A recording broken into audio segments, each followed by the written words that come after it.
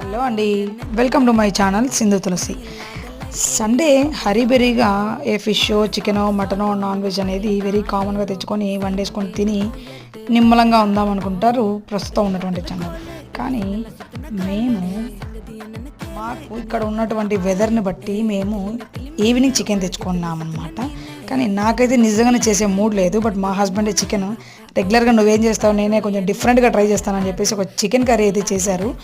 అది తిన్న తర్వాత చెప్పలేని అనుభూతి అయితే కలిగింది. కోర్స్ బాగుంది, బట్ ఒక్కసారి అయితే తినచ్చు, బట్ ఎక్కువ సార్లు అయితే తినలేము.